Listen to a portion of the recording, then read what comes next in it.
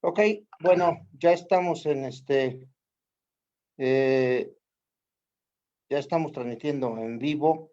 Si ustedes están de acuerdo, denme chance para empezar a grabar aquí también y tenerlo ya guardado y damos inicio a esta situación. Bienvenidos todos primero. Ok, buenas tardes a todos. Bienvenidos a este nuevo programa de Hablando en Tequio. Como ustedes saben, somos un colectivo llamado Tequio por tu Comunidad y nació la idea de este nuevo programa a partir de las redes sociales, a partir de las plataformas por las cuales nos estamos comunicando actualmente, con la intención de poder seguir haciendo Tequio desde la palabra. El día de hoy es un día muy especial porque vamos a abrir un, una nueva línea de diálogos sobre la gestión integral de riesgos y está con nosotros como invitado licenciado Héctor Asdrúbal Urrutia. Héctor, bienvenido, muchísimas gracias por estar aquí con nosotros y bueno, ¿te parece? Vamos a hacer tequio desde la palabra hoy. Héctor Asdrúbal viene a hacer tequio con nosotros, está también con nosotros Iván Cervantes. Iván es parte de Tequio por tu Comunidad y espero que pues cada vez más todos los que están interesados, bienvenidos, todos los que quieran hacer tequio con nosotros desde esta plataforma y forzosamente algún día vamos a regresar a reunirnos. El que quiera hacer tequio con nosotros físicamente siempre estarán invitados porque lo que se necesitan son manos y se necesitan muchos tequios para esta ciudad.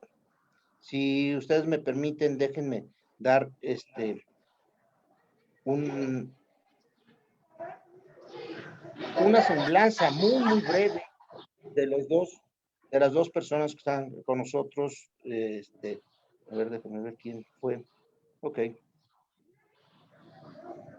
El licenciado Héctor Asdrúbal Urrutia Scobel es un profesional en gestión de riesgos, resiliencia y protección civil. Tiene experiencia profesional como director general de vinculación, capacitación y difusión en la Secretaría de Gestión Integral de Riesgos y Protección Civil de la Ciudad de México. Fue director de Protección Civil del Tribunal Superior de Justicia y fue responsable de las áreas operativas administrativas de inteligencia, adiestramiento y protección civil en la Secretaría de la Defensa Nacional. Tiene una licenciatura en Administración Militar. Entiendo, Héctor Asdrúbal, que eres capitán ahí en la Escuela Superior de Guerra, es técnico básico en gestión integral de riesgos y actualmente está cursando la maestría en protección civil y gestión de emergencias en la Universidad UNICI de Chiapas. Iván Cervantes Ortega es licenciado en planeación territorial, tiene una maestría en gestión integral de riesgos de desastres, en la cual se tituló a partir del modelo para la identificación de la vulnerabilidad en la infraestructura física educativa de la Ciudad de México y tiene una maestría en Ciencias y Artes para el diseño de la UAM Xochimilco en investigación y gestión territorial. Profesionalmente se ha desempeñado como técnico especialista de la Subsecretaría de Ordenamiento Territorial en la SEDATU. Fue director operativo de la zona noreste de la República Mexicana para los estados de Tamaulipas, Nuevo León y San Luis Potosí, y fue subgerente de diagnóstico y gestión para la infraestructura del nivel secundaria. Y bueno, es un integrante más de Tequio por tu Comunidad y estamos aquí haciendo Tequio. Bienvenidos todos y Iván, si quieres te paso la palabra. ¿Qué tal? Muy buenas tardes a todos. Bienvenidos a esta nueva etapa de Tequio, ahora desde el enfoque de la gestión integral de riesgos. Es las miradas que podemos tener algunos que hemos trabajado en esta área, en estas áreas. Y bueno, es un placer para mí compartir este espacio con el licenciado en Planeación Territorial, Carlos Arriaga Telles, que bueno, también es maestro en el área de investigación y gestión territorial por Ciencias y Artes para el Diseño en la UAM Xochimilco y es candidato doctor en la misma Universidad Autónoma Metropolitana en la misma área que es de Ciencias y Artes para el Diseño, en el área de Investigación y Gestión Territorial. Es un gusto compartir este espacio con los compañeros. Adelante, Carlos. Pues si ustedes están de acuerdo, vamos a tener una presentación cada uno de los tres y Asdrúbal, ¿empiezas? Te Empiezo. Te paso el hospedador, ¿te parece? Nada más un Me favor. parece, no sé cómo. Ajá. En cuanto tengas el hospedador, ya puedes subir le das compartir. Y nada más un favor, te tocaría recibir a quien estén tocando la puerta para entrar, nomás les das a aceptar. ¿Ok? Okay. Terminando me regresas el hospedador y yo lo sigo atendiendo. ¿Está bien? ¿Está bien? Adelante, Asdrúbal. No sé cómo. La pantalla no sé cómo se va a regresar el hospedador, pero. Abajo tienes una ya compartir. Bueno, cuando termines, en mi cara hay tres puntitos, le das en esos con el clic derecho y ahí te va a aparecer volver a hospedador, nomás le das clic y me vuelves hospedador otra vez a mí. Bueno. ¿Ok? Ya entendí. Esto es rápido. Pues me da mucho gusto estar con todos ustedes. Aquí la invitación de Carlos y de Iván para mí es muy, muy importante porque con ellos tuve la oportunidad de conocerlos en diferentes momentos. A uno lo conocí dando una solución a una situación de gas en una alcaldía y el proceso fue muy rápido a partir de una muy buena comunicación entre él y yo. En este caso es Iván. Y con Carlos, pues una situación diferente. Estábamos haciendo un diplomado en la Escuela de Administración Pública de la Ciudad de México y eso lo que nos permitió fue desde clases compartir e interactuar. Y en esa interacción creo que lo más interesante es cuando es desde la palabra, cuando es desde el conocimiento. No sé si me están viendo la presentación que estoy pasando. ¿Sí se ve? Ya está tu presentación. Bueno, el tema que voy a hablar yo es acerca de esa primera parte estructural que hay en materia de gestión integral de riesgo, de protección civil y de resiliencia. Esa primera parte es la persona. La persona es el primer ser que hace gestión integral de riesgo, la primer ser que hace protección civil y la primera persona que hace resiliencia. El problema es que en muchas ocasiones no le damos las herramientas adecuadas para que pueda hacer esto. Partimos de la idea de que todos sabemos qué es lo que tenemos que hacer ante una emergencia y eso es una cuestión errónea. Es errónea porque tenemos que conocer, tenemos que aprender, tenemos que darnos cuenta de las cosas, pero con base a alguien que nos transmite esa experiencia.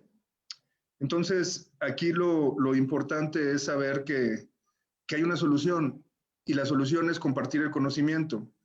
Y la herramienta que podemos usar ahora para compartir el conocimiento pues es la tecnología. Esto es lo que nos está dejando a nosotros ahora esta etapa de pandemia, que nos damos cuenta que las comunicaciones son a través de estos medios, como el que estamos empleando ahorita, pero también de todo lo que existe tecnológicamente para poder interactuar. Ustedes van a estar viendo en mi presentación algunas cosas que simplemente es emplear la tecnología para el beneficio del ser humano, para el beneficio del cuidado de su integridad física y para el beneficio de poder interactuar entre todos teniendo un lenguaje en común. ¿Qué es lo que vamos a ver nosotros? Pues bueno, yo les voy a hablar acerca de una empresa que se llama Procesos Tecnológicos en Protección Civil, que ya desde el año 2014 se ha estado preocupando por aprovechar las buenas prácticas. De los temas que voy a hablar es del Programa Interno de Protección Civil Virtual, de la Ruta de Capacitación en Gestión Integral de Riesgo y Protección Civil para brigadistas, del ambiente virtual de capacitación. Voy a hacer alusión a unos videos de evacuación informativos y ahí vamos a tener alguna interacción, y también de unos letreros informativos de nivel del inmueble. ¿Qué es lo que pasa? Lo que pasa es que nosotros podemos conocer un inmueble sin encontrarnos en ese lugar físicamente. Y uno dirá, eso es imposible. Pero no, realmente es posible. Es posible porque tenemos las herramientas y tenemos los sistemas de comunicación para conocer al inmueble sin estar allí. Y eso nos va a dar una seguridad para saber que el inmueble representa en toda su estructura un cascarón en el que nosotros nos podemos sentir más seguros. La Ciudad de México está en un área que sismológicamente estamos muy cerca de unas placas tectónicas que están en constante actividad, que están vivas, y que eso ha ocasionado que en 1985 y 1997, el mismo día, se haya producido un sismo con consecuencias en la Ciudad de México. El Programa Interno de Protección Civil Virtual está en la Ley General de Protección Civil y sirve para 3 entes principales. El usuario, que le va a dar la garantía de que se están haciendo las cosas bien en ese inmueble y que se puede contar con algunas medidas para sentirse más seguro. Al brigadista, para darle la información a los usuarios y a las autoridades, porque a partir de ahí pueden llevar a cabo un planeamiento de cómo interactuar en un inmueble. Me voy a permitir pasar un video de por qué es importante el Programa Interno de Protección Civil Virtual de un inmueble.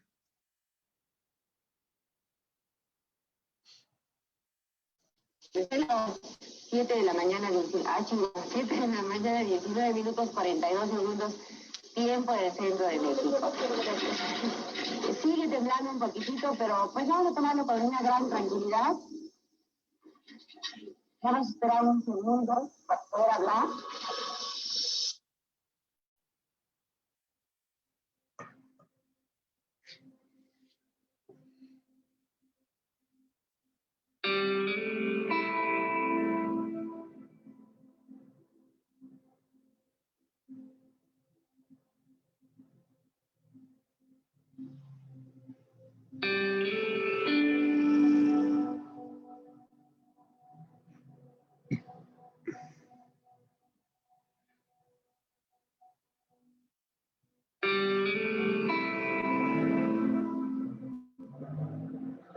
No puede ser.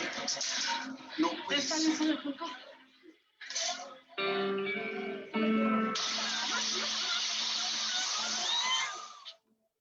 Señores, me acaba de tocar el temblor.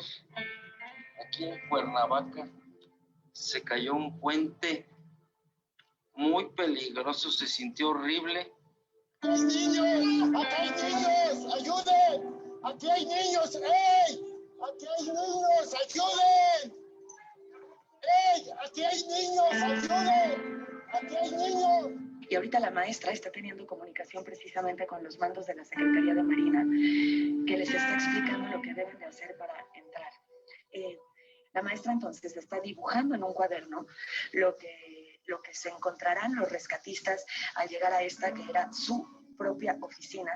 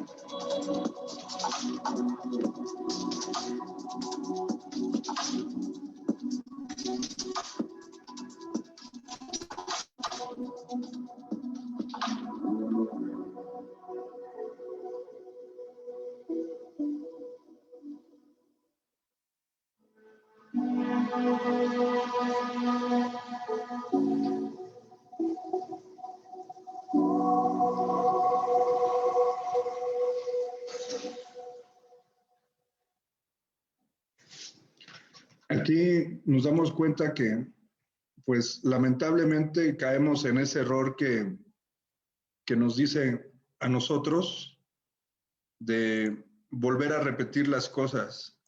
O sea, lamentablemente caemos en el mismo patrón de repetir las cosas y no hemos aprovechado la tecnología para poder interactuar en los programas internos de protección civil. La unidad mínima que existe a nivel nacional en materia de organización para poder contrarrestar una eventualidad es el Comité Interno de Protección Civil. El Comité Interno de Protección Civil es el que se encarga de ver cuáles son las características que tiene un inmueble, de conocer ese inmueble porque esa persona vive en ese inmueble muchas horas del día para poder trabajar y de esta manera poder saber cómo puede reaccionar ante una eventualidad. Entonces, en esta situación, construir en tercera inmueble que está en una forma que es muy robusta y puede funcionar ante cualquier eventualidad, pues es muy bueno, porque así nosotros podemos conocer cada una de las características que tiene el inmueble desde antes de una contingencia. O sea, esto es lo que podemos ver antes de una contingencia. Aquí podemos hacer muchas en beneficio de las personas que se encuentran en el inmueble. Eso es muy bueno porque no tenemos que estar buscando nada más en los papeles. Podemos ubicar las zonas de menor riesgo y poderlo entender como el lugar en el que en caso de una emergencia vamos a encontrar a las personas si le pasa algo a algún inmueble. Eso lo podemos ver como lo acaban de ver ustedes en los planos topográficos que se hacen para cada uno de los inmuebles, pero también podemos conocer más cosas, como el directorio de cómo están las diferentes áreas del inmueble, porque muchas veces no sabemos, o los cuerpos de emergencia, como ustedes se dieron cuenta en el video que pasé, no saben cómo estaba constituido el inmueble, no saben qué había en el piso 1, qué había en el piso 2, etcétera. Y para un cuerpo de emergencia que realiza actividades de rescate, eso es muy importante. Saber dónde están las escaleras, que es el lugar donde la gente pudo haber acudido para en el momento de hacer la evacuación, encontrarse ahí, pues son buenos datos. Son datos que nos sirven a nosotros. Saber cómo está construido el inmueble también, porque nos da una idea del año de fabricación, de construcción del inmueble, y también de cómo materialmente fue diseñado. Aquí nosotros nos damos cuenta que es un triángulo este inmueble. Es una de las principales formas de construcción y más seguras que hay siempre. Podemos conocer lo que no se ve a ras de piso, que son la cantidad de los niveles que tiene un inmueble, y esto también sirve para una planeación, pero esto al usuario le da seguridad de saber que ese inmueble está bien construido, y hay mucha más información que podemos poner nosotros aquí, como la afluencia, como los horarios de servicio, para darnos cuenta principalmente cuántas personas puede haber al momento de ocurrir una eventualidad, un sismo, por ejemplo. No es lo mismo lo que pasa a las 8 de la mañana a lo que pasa a las 9 de la mañana, ya cuando está en actividades el inmueble, es muy, muy diferente. Podemos también ver nosotros aquí cuáles son esas zonas de menor riesgo que les hablaba hace rato, pero esto ya es una imagen tridimensional que a las personas que no somos especialistas en arquitectura, pues nos da una alusión más de cómo está construido el inmueble y lo que nosotros vemos día a día si trabajamos ahí. Y esto pues nos da una mayor garantía de seguridad y nos hace ver cuáles son los lugares más seguros a los que podemos llegar nosotros en caso de que se active el sistema de alerta sísmica. Pero también aquí algo muy importante, este es el piso 2 de este inmueble, y nos damos cuenta que la distancia a la parte exterior del inmueble es de 80 metros y el tiempo que tardamos en evacuar es desde 67 segundos.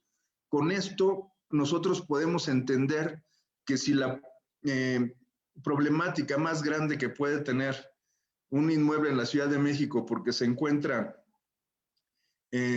cerca de las costas de Guerrero y la brecha de Guerrero, nos da a nosotros la oportunidad de conocer que en menos de 60 segundos puede llegar el sismo y nosotros no debemos de estar en las escaleras.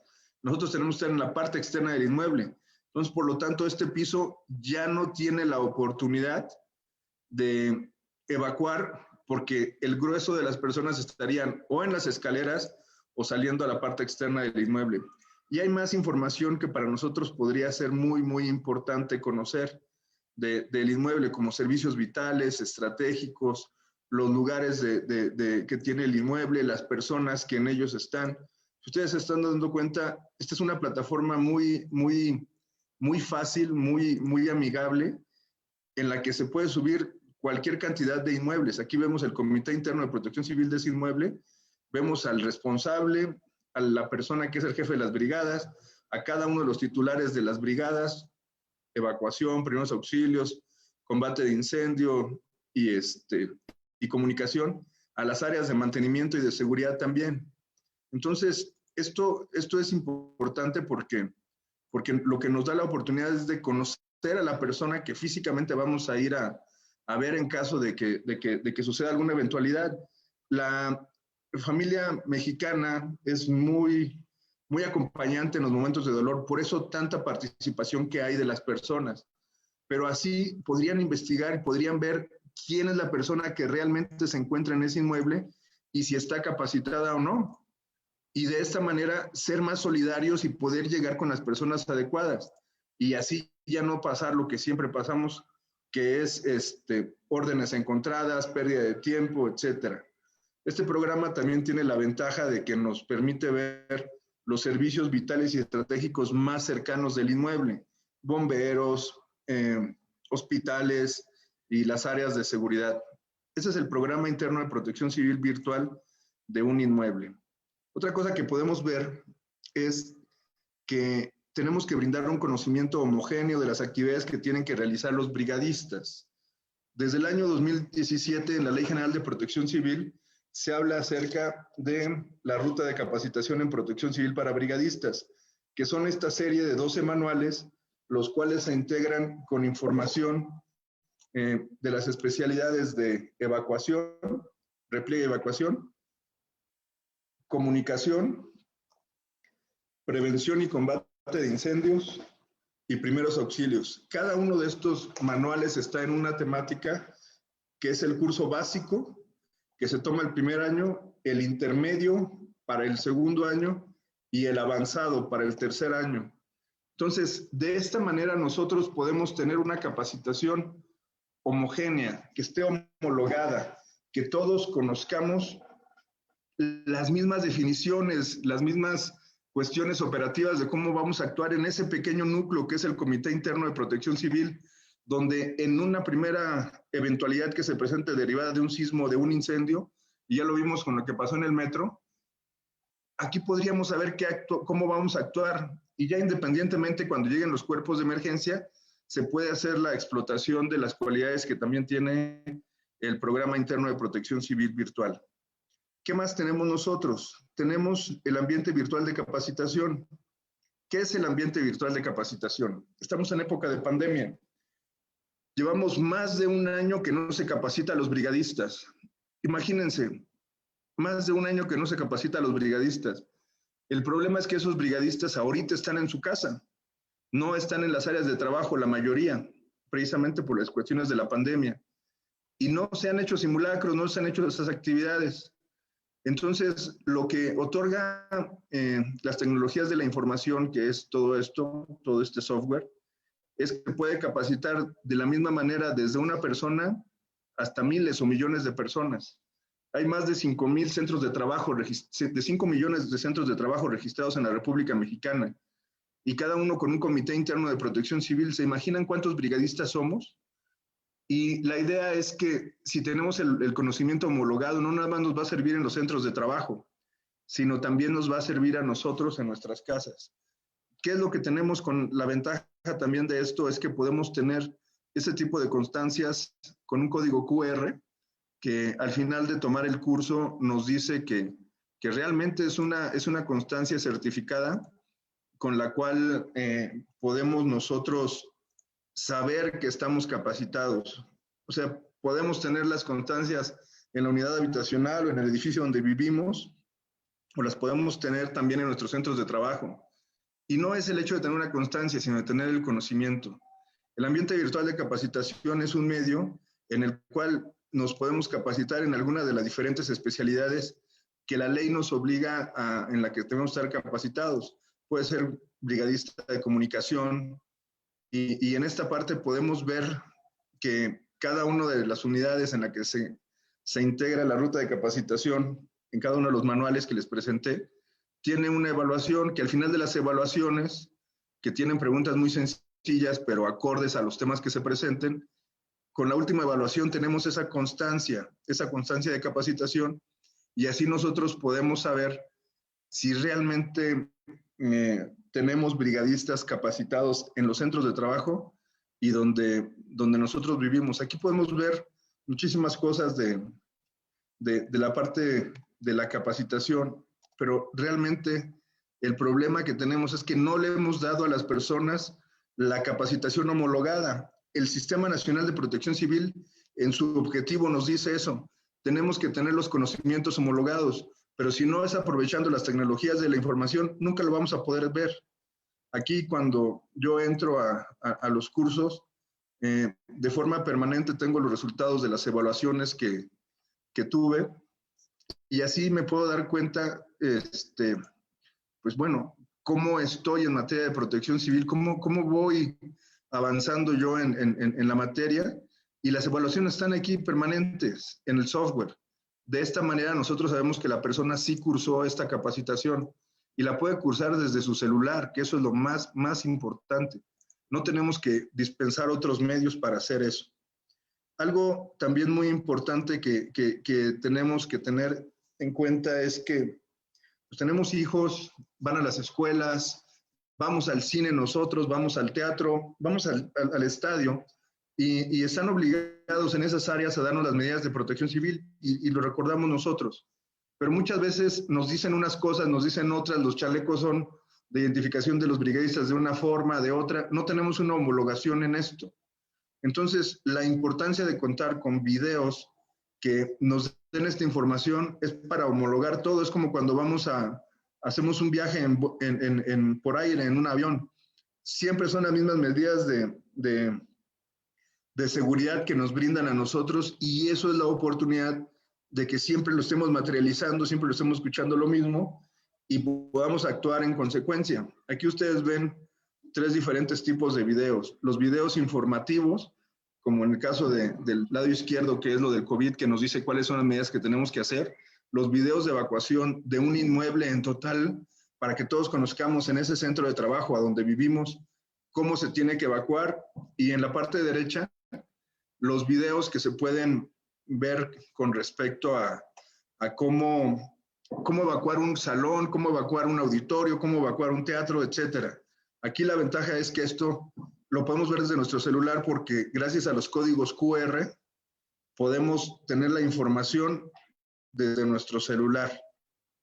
Y otra cosa y bueno, si alguna persona de la que nos acompaña quiere aprovechar, puede escanear el código QR que se presenta en la pantalla y se va a dar cuenta que es un video de evacuación de una coordinación mundial que se presentó en el año 2017 por parte de la ONU, que fue en una parte de la península de Yucatán, y ahí va a ver cuál es el procedimiento de evacuación de ese lugar, aunque no lo conozca. Esas son las ventajas que tenemos con las tecnologías de la información. Y de las últimas partes, y lo hago por no aprovechar el tiempo de mis compañeros que tan amablemente me invitaron a participar con ellos, es que no todos los edificios son iguales. Cuando nos dicen a nosotros que del piso 1 al piso 3 son pisos bajos, es una falsedad, porque la distribución de los espacios, ancho de puertas, largo de pasillos, la base que tiene un inmueble, no es lo mismo un inmueble que tiene 10 por 10 metros a uno que tiene 50 por 50.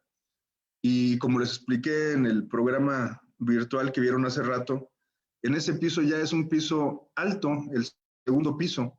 Entonces, la reacción de un piso alto y un piso bajo son completamente diferentes. Los pisos altos tienen que replegar a la zona de menor riesgo. Esto ya lo sabemos. Pero ahora, ¿cómo identificamos los pisos bajos y cómo identificamos los pisos altos?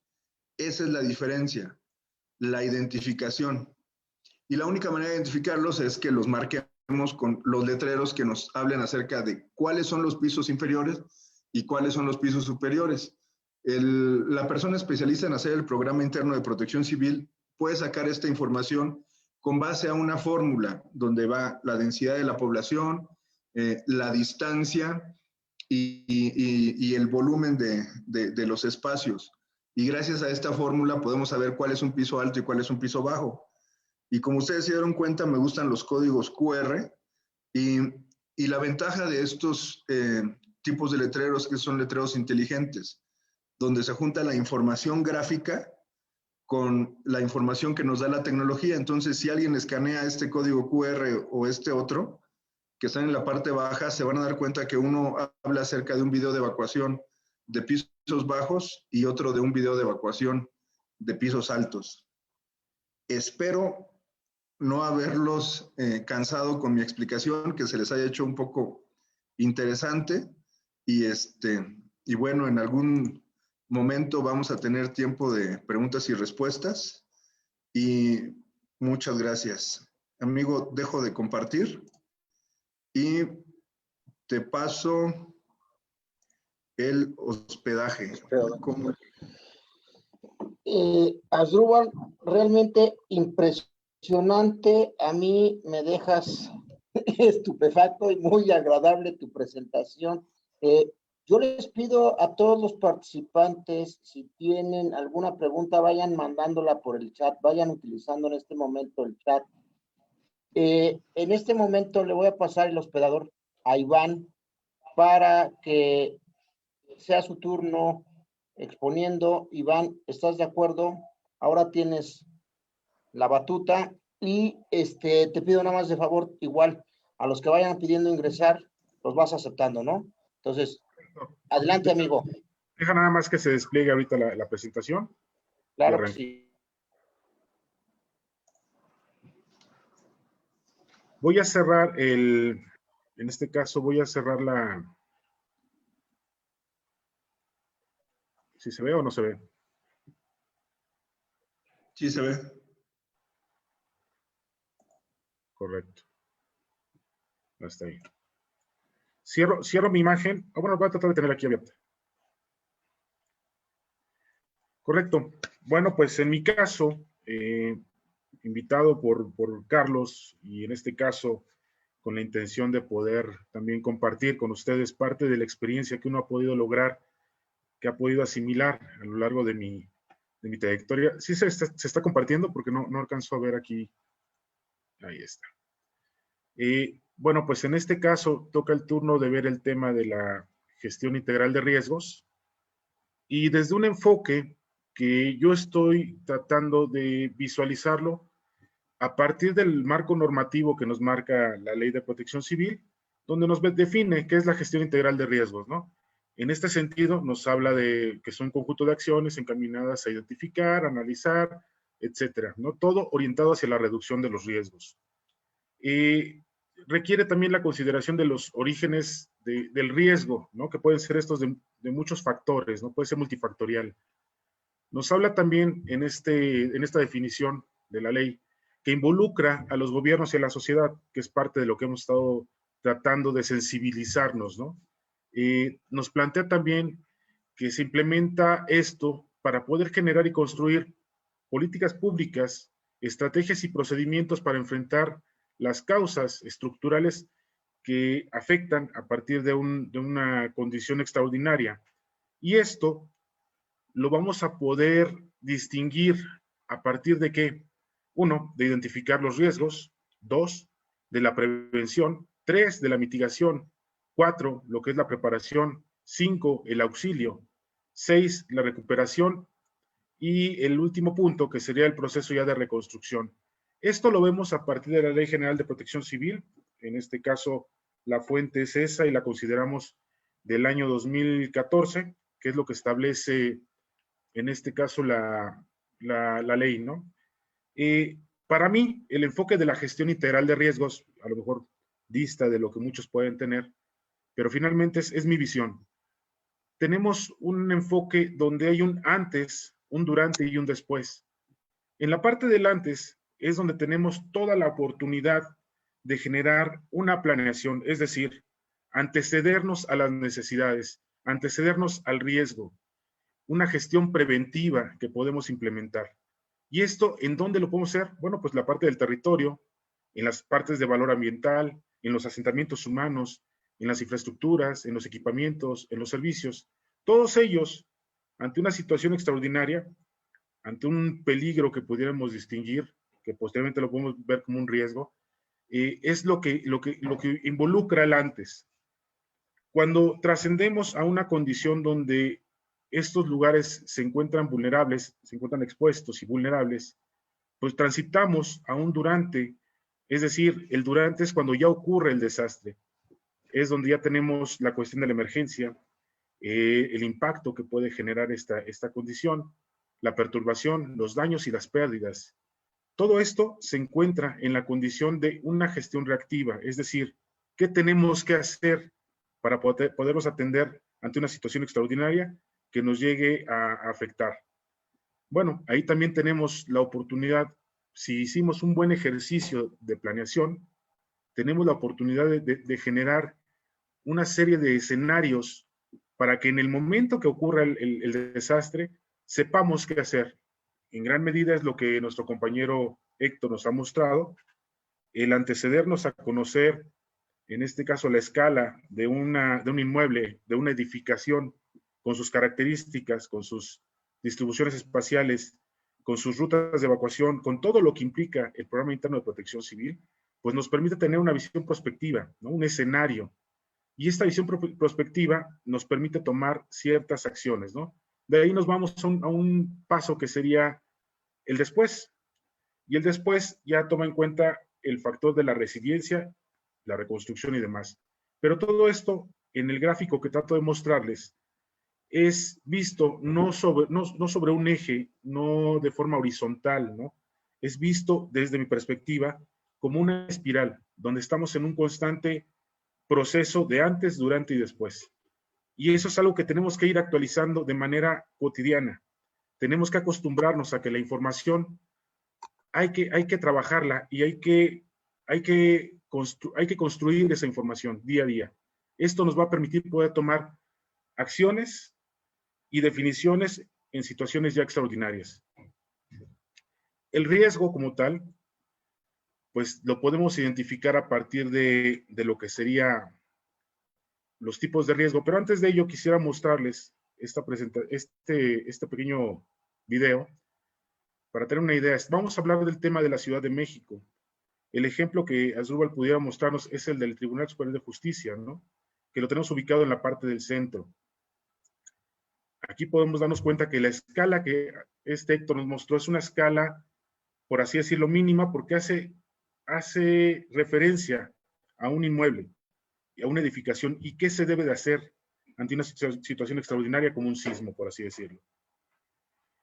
Si esto lo vemos en un enfoque un poco más amplio, como el caso que mostrará Carlos más adelante, que es Xochimilco, pues ahí ya tendríamos un territorio con características distintas, ¿no? Donde hay una serie de edificaciones inmuebles que su tratamiento tiene que ser diferenciado, y ya nos explicará él en su presentación. Lo que su servidor va a tratar de mostrar en esta es el tema del riesgo, ¿sí? Hay distintos riesgos: riesgo geológico, hidrometeorológico, químico, socioorganizativo, sanitario ecológico, astronómico. Vamos a centrarnos al tema del riesgo geológico. ¿Y esto cómo? En términos de lo que sería un sismo. El contexto territorial es fundamental para ello, ¿no? Vimos ahorita en las imágenes que mostré la Ciudad de México.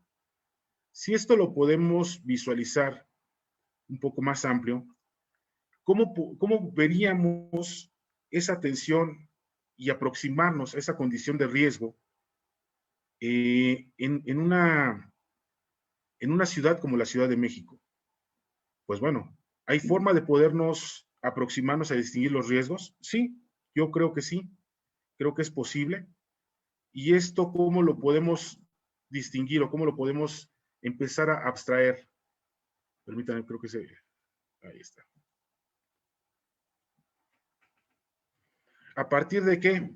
Pues bueno, de identificar, si vamos a ver el tema del riesgo geológico en sismos, lo que es la zonificación sísmica, ¿no? La Ciudad de México tiene una gran ventaja, que tiene una zonificación sísmica distinguida ya.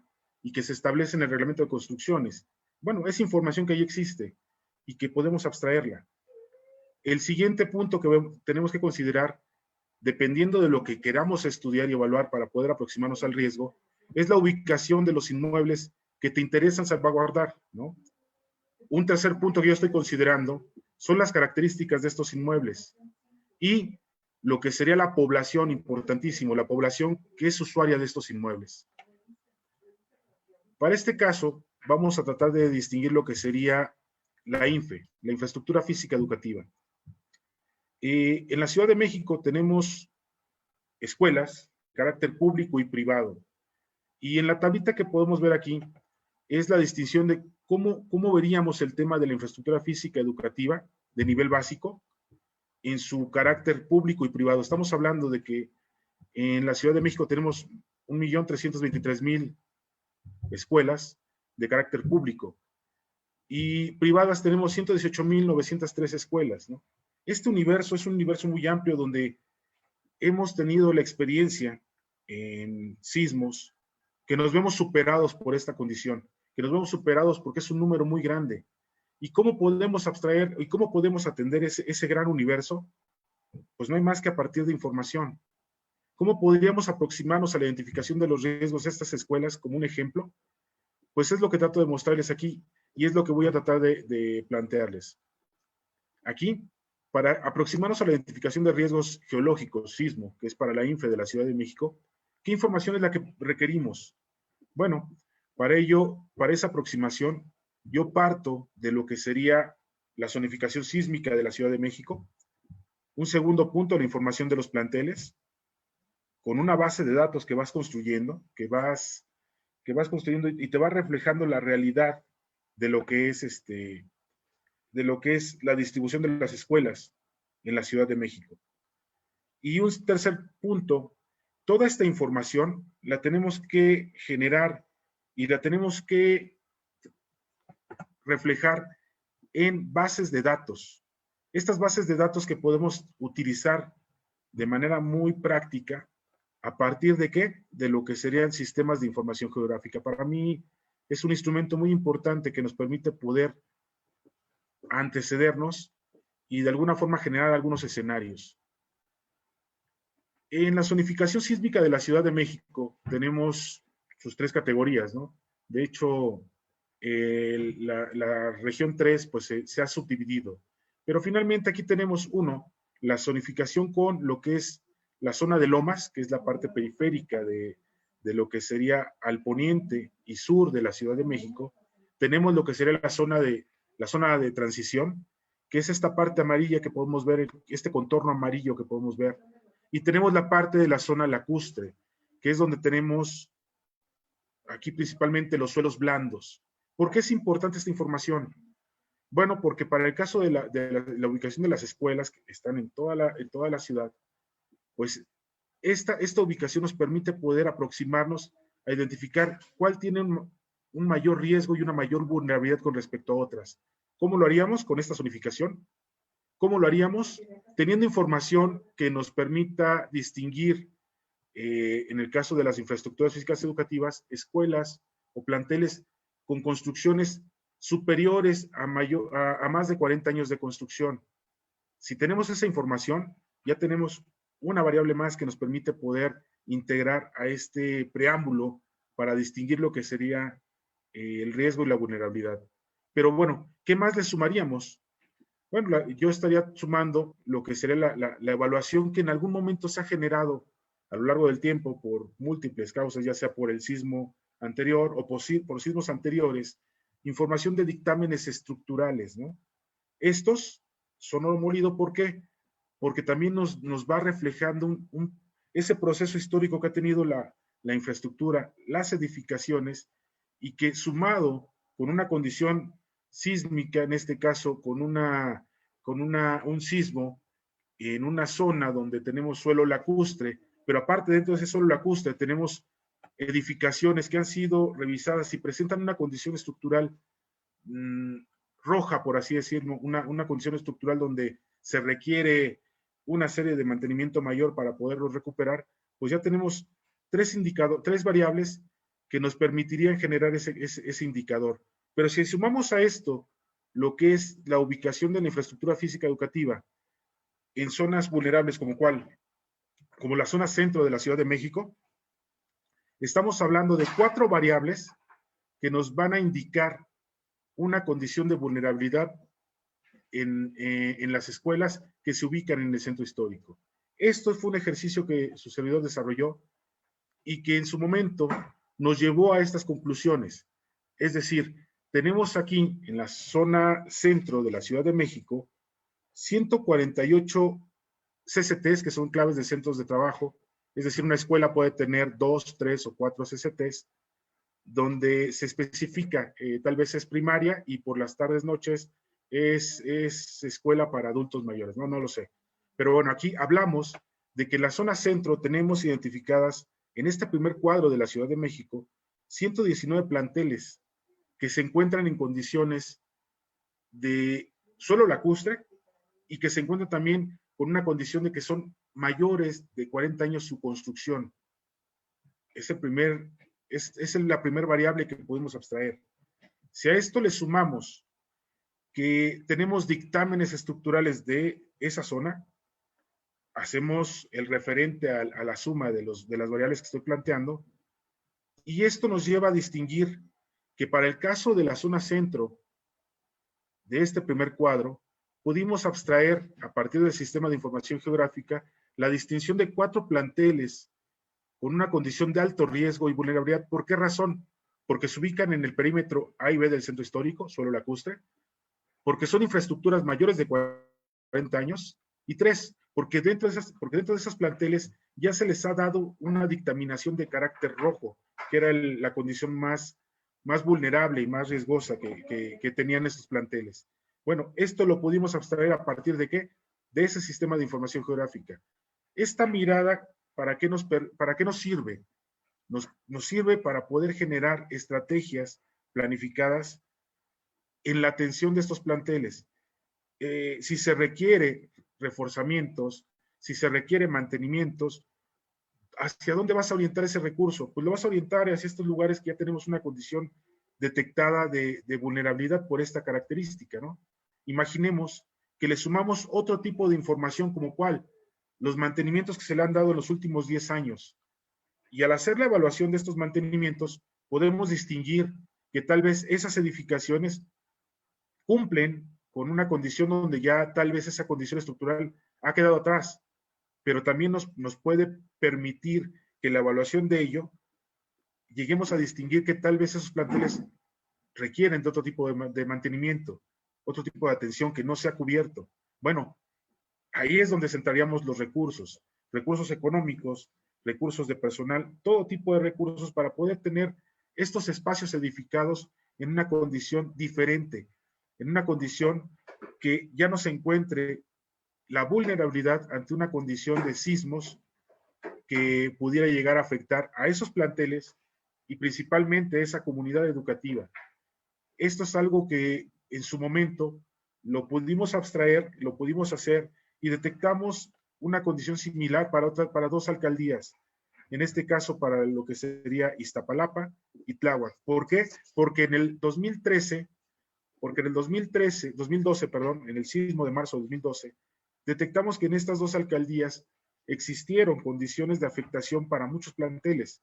Y bueno, con este mismo tratamiento pudimos distinguir cuántos planteles de Iztapalapa y de Tláhuac se encontraban en esa condición de riesgo vulnerabilidad.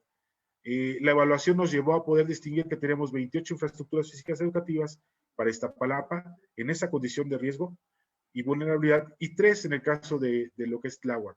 Bueno, básicamente esto es un instrumento que nos permite poder aproximarnos a la identificación de riesgos, a la identificación de vulnerabilidad, pero también va de la mano con la elaboración y la generación de un enfoque preventivo, sí, pero planificado para la atención de estos lugares, de estos inmuebles.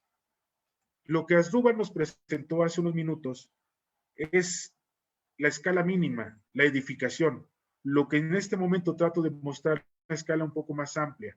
Es una escala de región que la evaluación va a ser similar. que la evaluación va a ser similar en función de que tengamos una base de datos que nos refleje esa realidad. Y esa base de datos es la que tendremos que estar constantemente construyendo, ampliando para poder cumplir con este objetivo de aproximarnos a la identificación de riesgos. Bueno, espero que les haya sido útil esta presentación y comparto en este caso el micrófono con Carlos Arriaga y te comparto también el hospedador, Carlos. En otro momento tendremos algún espacio tal vez para inquietudes y que podamos expresar tal vez nuestras perspectivas. Gracias.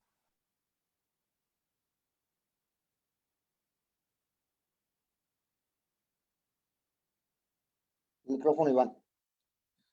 Muchas gracias, Iván. Híjole, pues pon la vara alta, ¿no? A ver qué qué se puede hacer. Mi turno al bat, dices, Iván. Dame chance, déjame. Pásame el hospedador, porfa. Déjame ver cómo le podemos hacer. Aquí, espérame. Sí, estoy en eso, Carlos, déjame, te comparto el hospedador. Sí, porfa.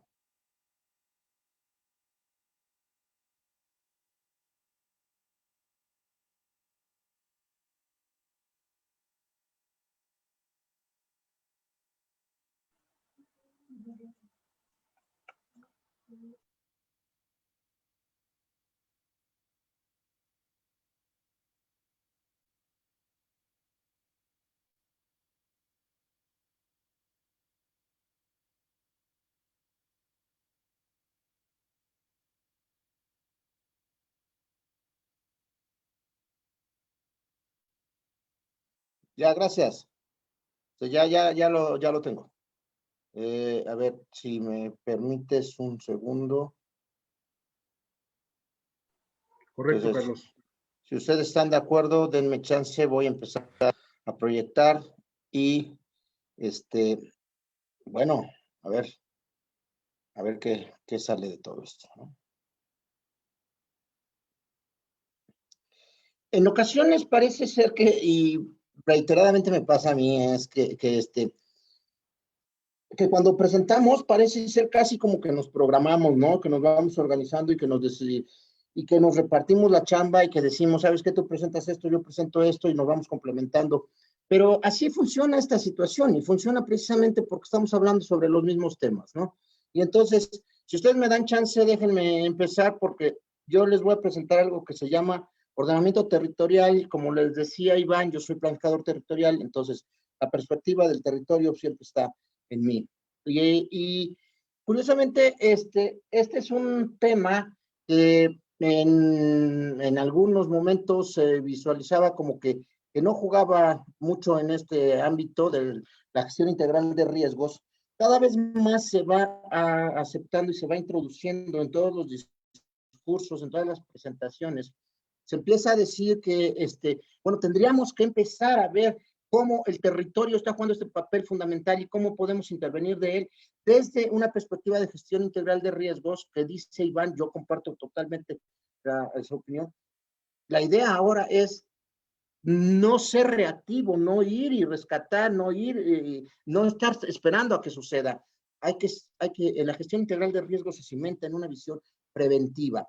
Y en eso el ordenamiento territorial juega un papel fundamental. Sin embargo, yo creo que es un pendiente todavía en la gestión integral de riesgos.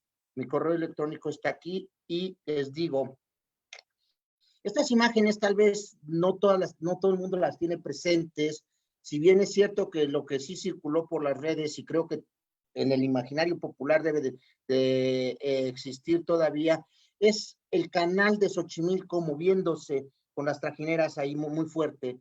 Pero estas imágenes, por ejemplo, donde está el carro ya yéndose al canal, donde se fracturó la zona productiva, la zona chinampera de Xochimilco, el derrumbe de propiedades completas, esto es San Gregorio, y el momento en el que llega el ejército, llega todas las personas a apoyar a los afectados en el sismo del 2017, no son imágenes que circulen generalmente, tal vez en el imaginario popular esté más esta, ¿no? las iglesias que muchas de las iglesias en Xochimilco tuvieron una afectación muy fuerte en el 17. Unos meses antes de este sismo de septiembre del 17, exactamente el 2 de mayo, yo terminaba de hacer este documento que les voy a presentar ahorita.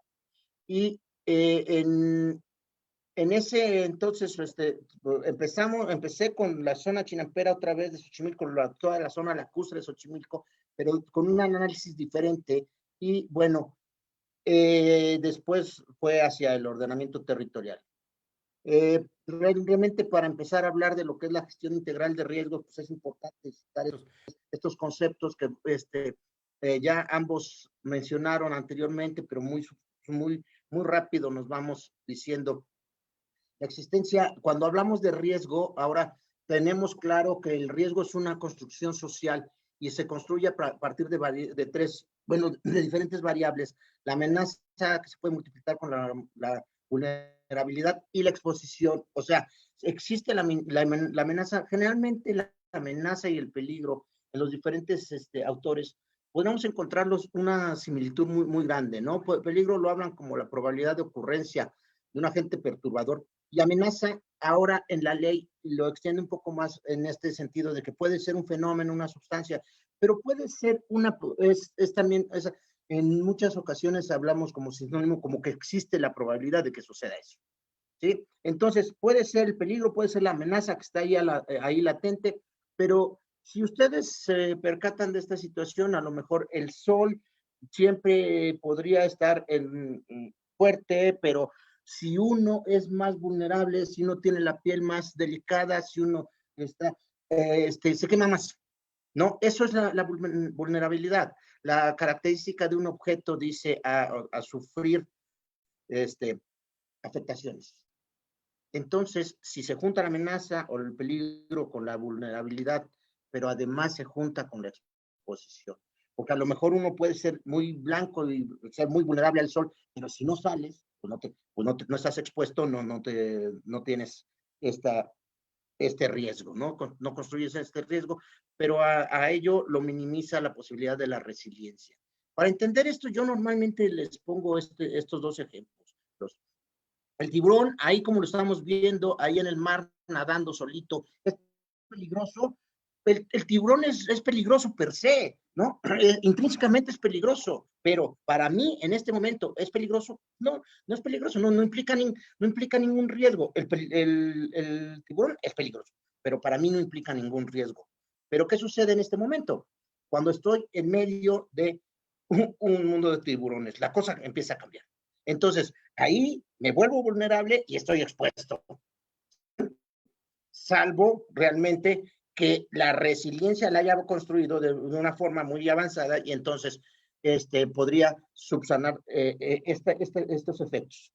Los fenómenos perturbadores que pueden atacar, pueden generar este tipo de peligro y convertirse en riesgo. La ley de protección civil lo que dice son 6: los astronómicos, los geológicos, los hidrometeorológicos, los socioorganizativos, los químico-tecnológicos y el que tenemos actualmente, ¿no? Ese sanitario ecológico es una acción patógena de agentes biológicos que además ya duró un año, ¿no? Entonces, no damos por hecho, o sea, casi en el imaginario del mexicano, o por lo menos del citadino, tenemos muy presentes los geológicos porque tenemos dos sismos muy fuertes presentes en la mente y, bueno, hemos tenido algunos otros eventos como los que cita Iván. Exactamente respecto a ese geológico, es lo que tiene que ver este documento, pero primero que todo, yo decía el ordenamiento territorial como parte de esta gestión integral de riesgos. Dice Iván correctamente cómo lo tienen nombrado, cómo lo define la ley. Son todas esas acciones encaminadas. Ojo, fíjense en esta parte que es bien importante. Análisis, evaluación y control, ¿no? Para reducir los riesgos. La gestión integral de riesgos en la ley mexicana ubica 8 pasos, 8 puntos. La identificación de riesgos, la previsión, la prevención, la preparación, la mitigación, hasta ahí. Todo tiene que ver con un proceso previo que Iván dice, el antes, para intentar que los riesgos no se maximicen y no se manifiesten como un desastre. Si llega a materializarse el riesgo, viene el auxilio, la restauración y luego la reconstrucción. Pero en el paso fundamental, la identificación de riesgos, no puedes eliminar un riesgo, no puedes reducir un riesgo si no lo tienes identificado. Entonces, esta parte del ordenamiento territorial juega un papel fundamental y diría yo, va exactamente en la construcción de resiliencia de todo nuestro territorio, reconociendo la resiliencia como esta capacidad de un sistema para resistir, asimilar y adaptarse y recuperarse. Es decir, todos tenemos claro, los sismos podemos evitarlos.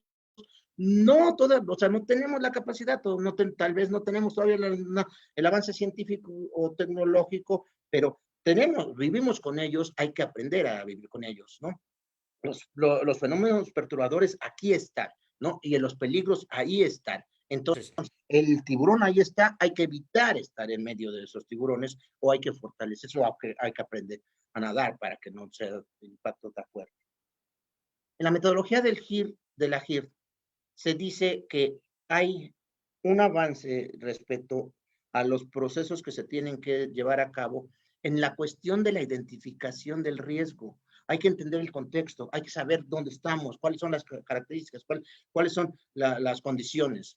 Hay que identificar el riesgo, hay que tenerlo muy claro en qué consiste. Hay que hacer un análisis de él, evaluarlo y llegar a un punto en donde se planteen medios de atención. Y ante esto, la propuesta es el ordenamiento territorial.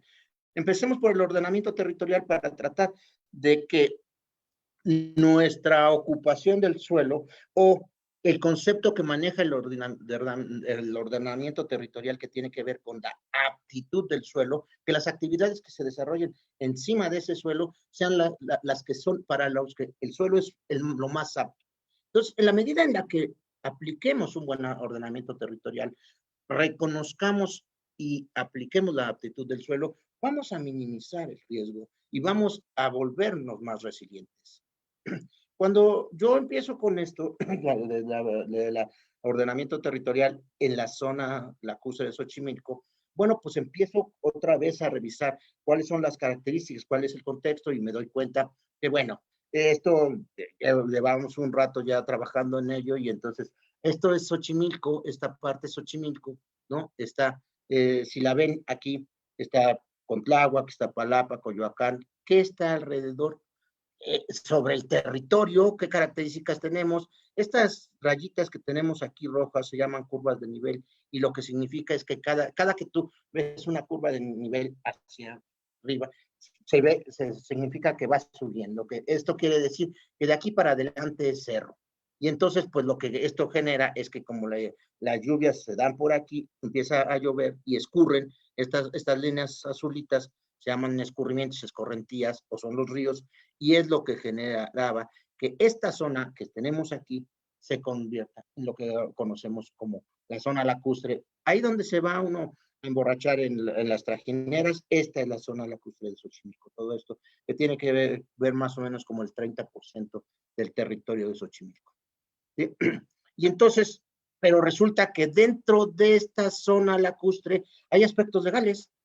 Hay características que también tenemos que ver. Ya vimos que hay una condición física y por la topografía generó que ahí hubiera un lago, hubiera acumulación de agua, pero los aspectos legales también forman parte, porque si no, ¿cómo haces ordenamiento territorial? ¿Cómo tomas acciones sobre ello? Si no tienes claro que por lo menos hay un tipo de tenencia, ¿no?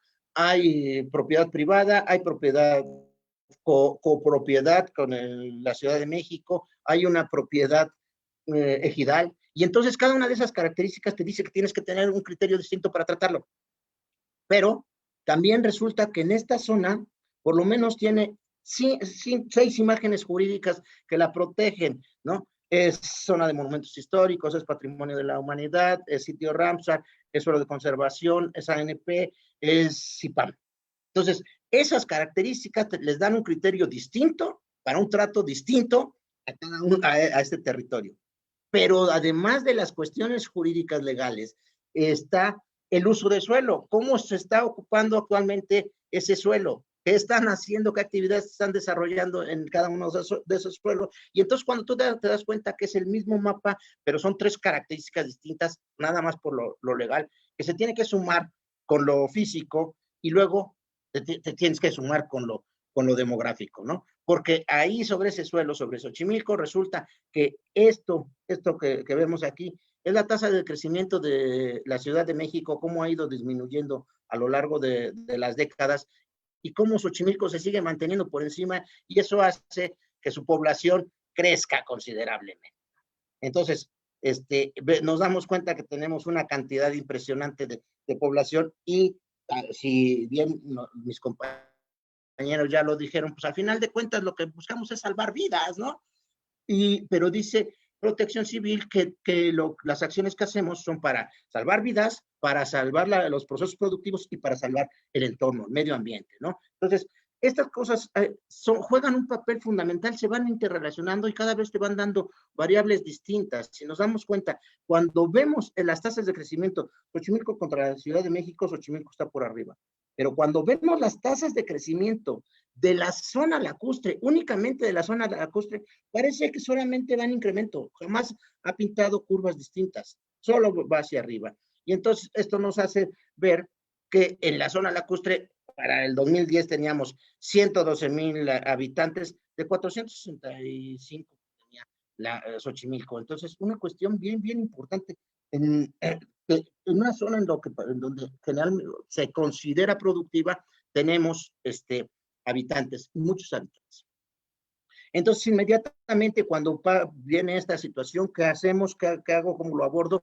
Me voy a lo que dice Iván. Sí, efectivamente vamos a construir un SIG. Esto nos va a ayudar a tener un cruce de variables y nos va a dar la posibilidad de un manejo de la información y poder tener una clasificación de sus características y a lo mejor al final poder dar opciones, ¿no?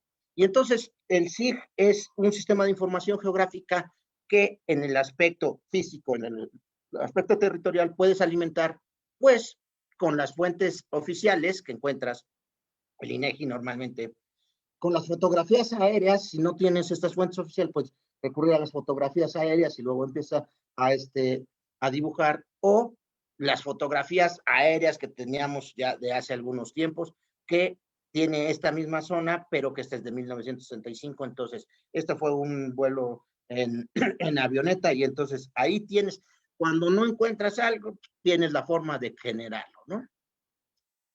A mí me gusta decir que este SIG es tanto así, me gusta referenciarlo con este diagrama de Ben Euler que prácticamente todos vivimos y todos sufrimos ahí en la secundaria, ¿no? En donde dice que, que son ciertas características que cuando se intersecan, cuando coinciden, se forman. Cuando dices, tenemos cuadrados y tenemos elementos verdes, cada uno pertenece a un universo, pero los que tienen las dos coincidencias, bueno, ahí es donde se imbrincan, ¿no? Ahí es donde coinciden, ahí es donde se empalman. Eso es lo que trata de hacer un sistema de información geográfica, ver cómo las variables empiezan a coincidir y cómo es que tú puedes interpretarlas desde tu escritorio, ¿no?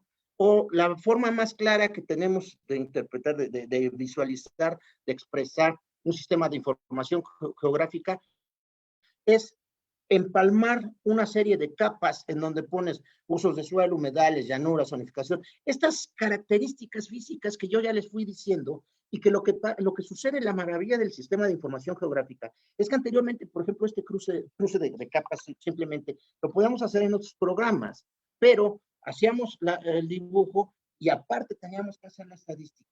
La maravilla del sistema, de los sistemas de información geográfica, es que vinculan la estadística con el mapeo e inmediatamente te expresan ese cruce de variables, ¿no? Entonces, cuando empiezo a plantear este cruce de variables, inmediatamente surge la metodología, híjole, vámonos por un análisis multicriterio. Tenemos que generar un análisis multicriterio porque tenemos muchas variables de diferentes tipos. Tenemos características físicas, tenencia, ocupación, demografía, económico. Vámonos por un análisis multivariado, multicriterio. Y entonces, esto nos hace, en primera instancia, que hagamos un cruce de variables y este mapa que ya dibujamos con diferentes características físicas, cuando lo categorizamos de esta forma, resulta que se convierte en esto, en 19 polígonos distintos. O sea, lo que nosotros habíamos visto originalmente, que es nada más un pedazo de Xochimilco, ahora hay 19 variables. Y entonces la cosa se sigue complicando, y ¿qué es lo que hacemos con eso para poder aprender? Construimos un pequeño planteamiento metodológico a partir de, encontramos una metodología por acá. Hay una metodología en España con la que se miden los paisajes, porque esta zona del patrimonio tiene una característica paisajística. Pero hay hay una en Estados Unidos, hay una perdón, esta es para Latinoamérica.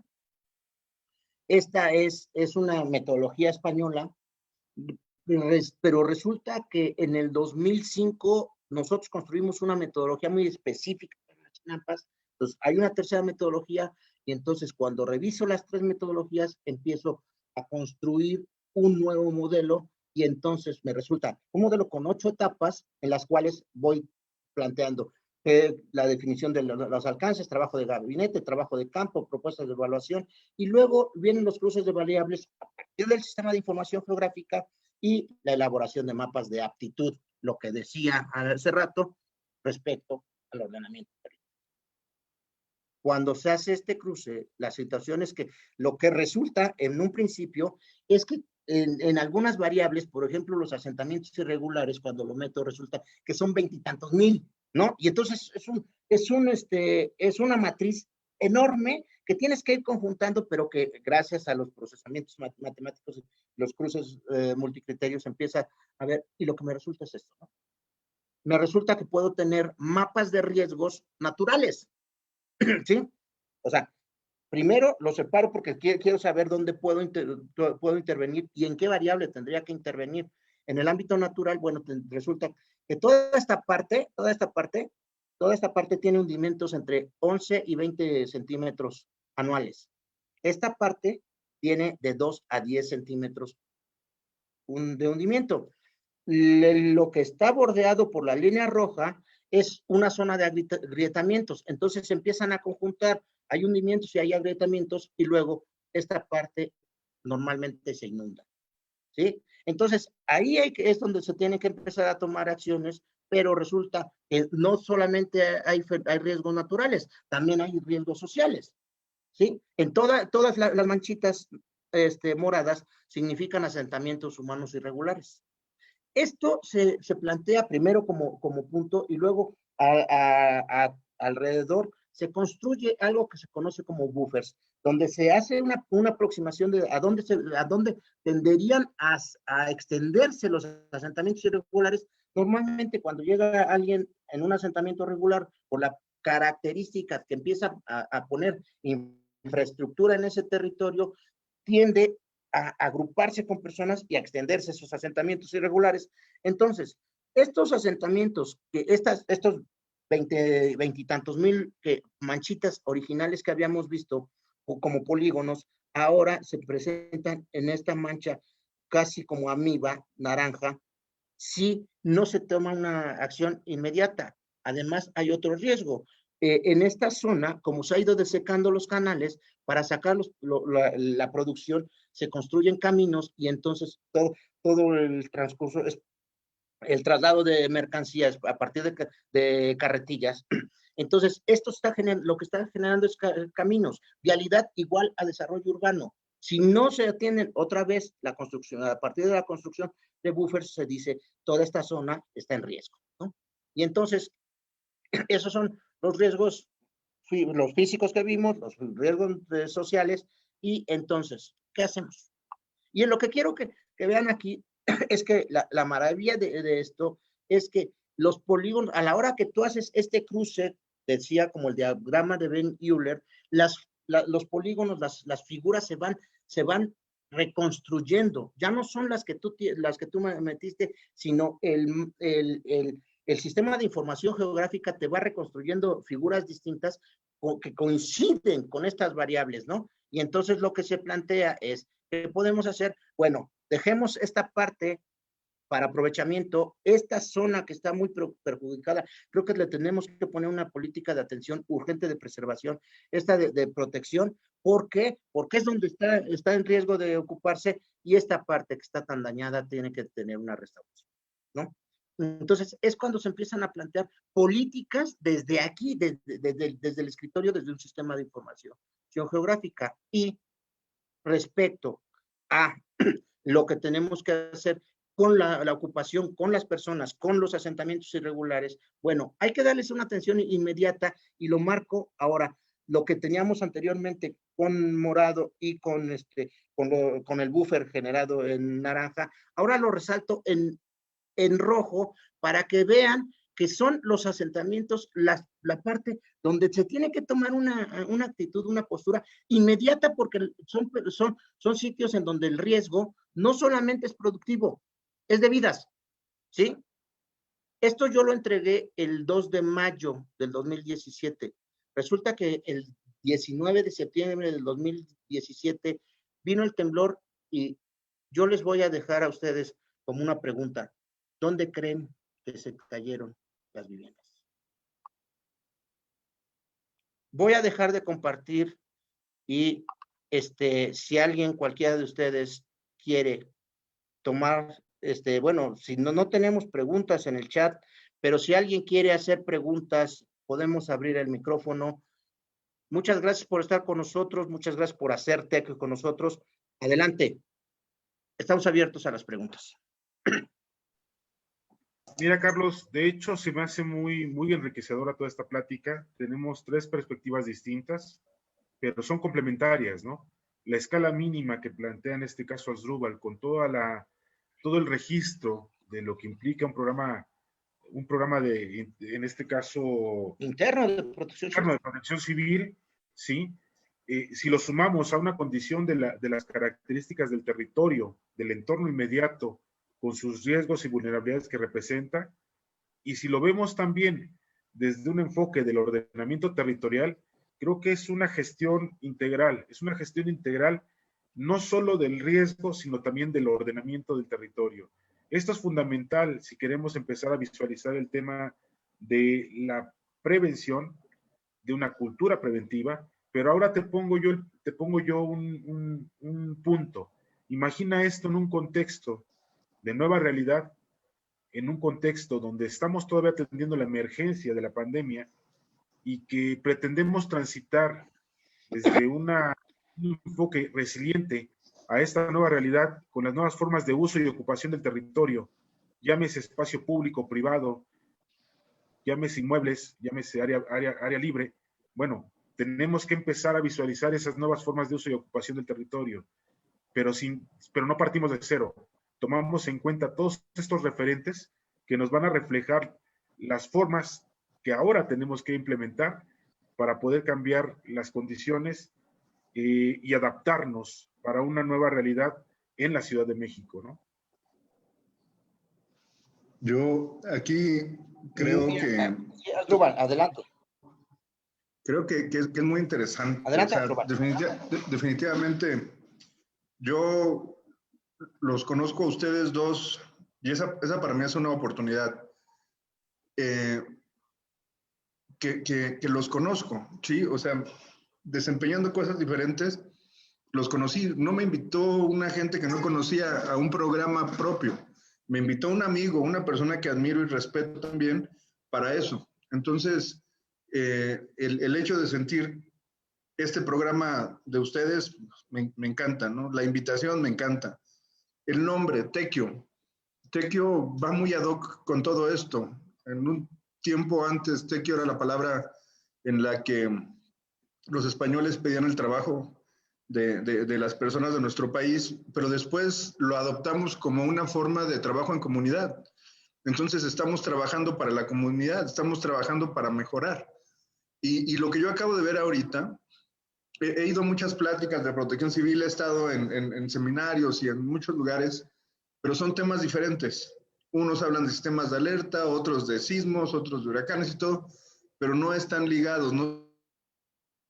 Y lo que dice Iván, estamos hablando con tres enfoques desde perspectivas o de nuestras profesiones diferentes, pero van ligados a lo mismo. Entonces, yo creo que aquí es muy especial y hay algo que me gustaría destacar. Ahorita en una de mis materias de la maestría, hablamos acerca de la inteligencia en la gestión integral del riesgo. Y la inteligencia es aquel paso más arriba todavía del ciclo de la información. O sea, ya revisamos, llegamos y analizamos y todo, sí. Pero ya con ese resultado de información, esa masa que ya tenemos de información pura, ¿qué hacemos? Generamos inteligencia. ¿Y cómo generamos la inteligencia? De esta manera. De esta manera, empezando con un inmueble, viendo con el entorno siguiente y el entorno siguiente, que fue lo que hicimos en esto. Yo de participar con ustedes, yo me siento muy contento por la invitación, me siento muy contento por lo que aprendí hoy de ustedes dos, de las personas que me invitaron.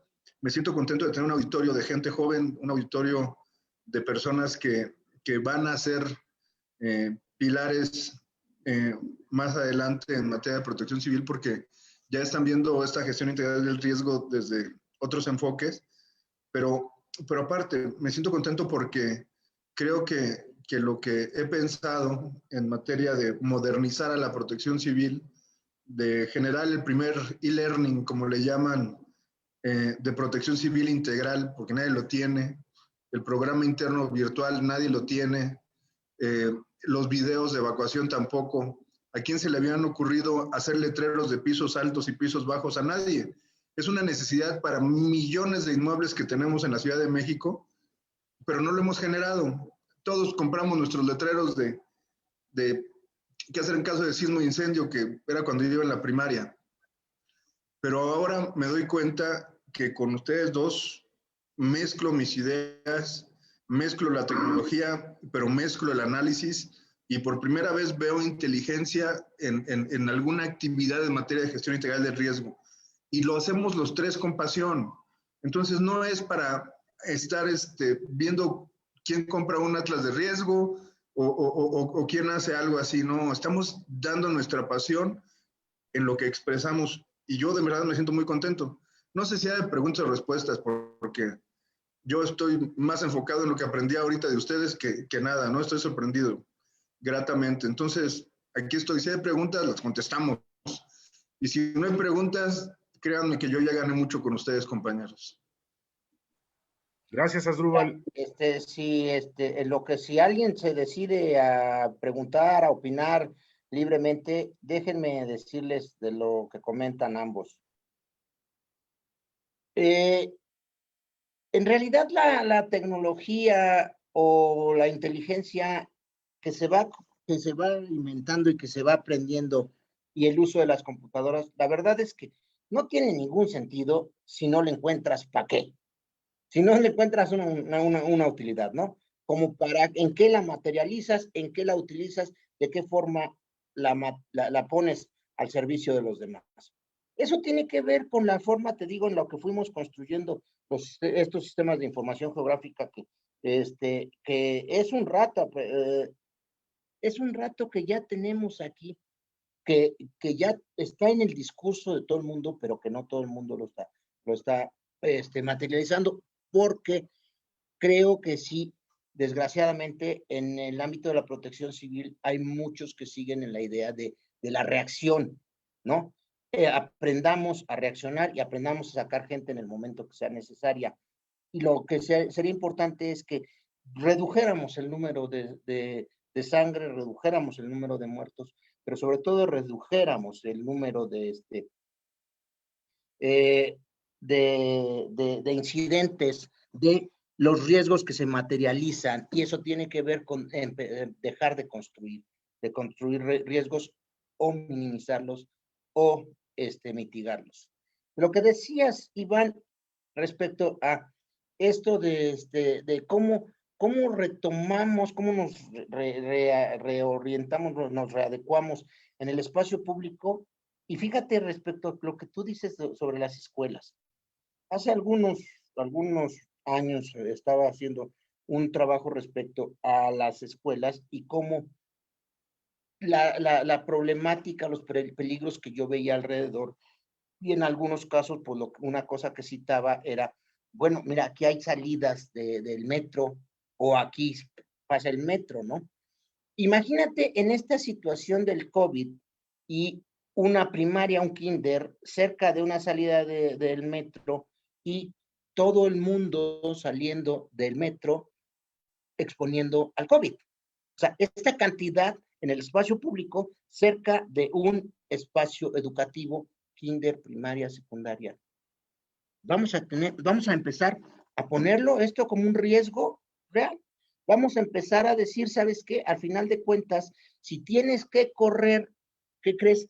No es exactamente al parque, no es exactamente, porque ahí es donde nos vamos a concentrar todo, ¿sí? Entonces, por supuesto que nos vamos a tener que reeducar, por supuesto que vamos a tener que ir visualizando esto y haciendo planteamientos nuevos sobre el espacio público y sobre el espacio privado. Hay una pregunta aquí de Esperanza. No, desgraciadamente no tenemos constancias, Esperanza, porque esto es un ejercicio de hacer tequio y dejar este tequio para todos aquellos a quien les sirva, bienvenido. Por eso estamos transmitiendo en vivo por Face y por eso, al final de cuentas, toda la plática se subirá como grabación a Face y se subirá también como grabación a YouTube. Si alguien tiene alguna participación, Iván, adelante, mientras los asistentes, si quieren tomar la palabra, adelante. Iván, dale. Aquí hay una cuestión, el contexto en el cual nos encontramos, es decir, tequio, responde a un hartazgo que de alguna forma tuvimos, Carlos y su servidor, en términos de lo que ocurre. Es decir, nosotros vemos y escuchamos una serie de quejas en la sociedad, ¿no? Y nuestra formación ha sido una formación de carácter pública, ¿no? Nos han educado la universidad pública. Y esto es una forma de retribuir. Hacer tequio es tomar la acción y no esperar a que el gobierno venga y te resuelva. Si podemos resolverlo nosotros, lo empezamos a hacer. Esto no quiere decir que no aceptemos, en este caso, un trabajo conjunto con un gobierno. Claro que lo podemos hacer, pero si podemos empezar a emprender nosotros las modificaciones desde la base, desde una base social, creo que estaríamos construyendo una modificación que obligaría a otros niveles a tomar acciones de manera más puntual, porque ya tenemos una participación de lo que queremos. Y lo que estaríamos buscando es esa gestión que podría tener un gobierno para poder cumplir estas iniciativas, ¿no? En ese contexto es en el que nos movemos con Tequio. Si bien es cierto aquí, la presentación que se manejó por cada uno de nosotros refleja ese ejercicio de aportar cómo estamos construyendo, si no conocimiento, cómo estamos construyendo, cómo estamos aportando en la construcción del conocimiento para llegar a identificar estas nuevas formas de uso y ocupación del territorio, ¿no? Y distinguir los riesgos y ver de qué manera podemos antecedernos a esas necesidades. Yo no hablaría de una inteligencia en cuanto a este tema, no me atrevería, no lo veo así. Lo veo más como un acto de planeación, un acto planificado que te permite generar escenarios, y escenarios donde tienes tú el ideal, donde tienes tú la realidad y donde tienes una situación extraordinaria ante una emergencia.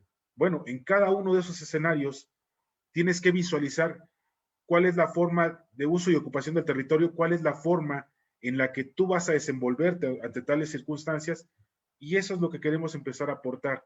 Esto lo podemos ver no solo en la comunidad, sino también lo podríamos ver en términos de la iniciativa privada.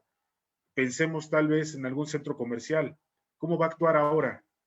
¿Qué tiene que hacer? ¿Qué elementos debe contemplar? El planteamiento de Carlos es muy válido en el sentido de que hay lugares que tenemos infraestructuras de transporte masivo, donde el paso constante de las personas en condiciones que desconocemos, pues genera cierta condición de vulnerabilidad para algunos espacios que son ocupados, ¿no? Bueno, ¿qué mecanismos requerimos para no tener esa vulnerabilidad ante un riesgo ahora de la pandemia?